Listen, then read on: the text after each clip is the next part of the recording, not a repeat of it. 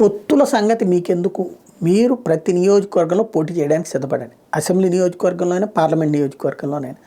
అలాగే కార్యక్రమాలు చేయండి. కేంద్రం రాష్ట్రానికి ఏమి ఇచ్చిందో చెప్పండి. ప్రతి ఊరికి చెప్పండి, ప్రతి నియోజకవర్గానికి చెప్పండి, ప్రతి మండలానికి చెప్పండి, ప్రతి గ్రామ పంచాయతీలో చెప్పండి, ప్రతి ఇంటికి వెళ్ళండి. అట్లాగే కార్యక్రమాలు నిర్వహించండి. మనం ఇండివిజువల్గా పోటీ చేస్తున్నాం అనుకునే మీరు పోరాడండి, పొత్తుల సంగతి మాకు వదిలేయండి అని చెప్పింది భారతీయ జనతా పార్టీ అధిష్టానం. అందుకనినే ఇళ్ల దగ్గరికి వెళ్ళడం, లేకపోతే కమలం గుర్తులు వీళ్ళే వేయడం నాయకులు, ఇట్లాంటి కార్యక్రమాలను నిర్వహిస్తున్నారు. ఇప్పుడు లేటెస్ట్గా చూసుకుంటే భారతీయ జనతా పార్టీ సరికొత్తదైనటువంటి కార్యక్రమం ప్రజాపోరు.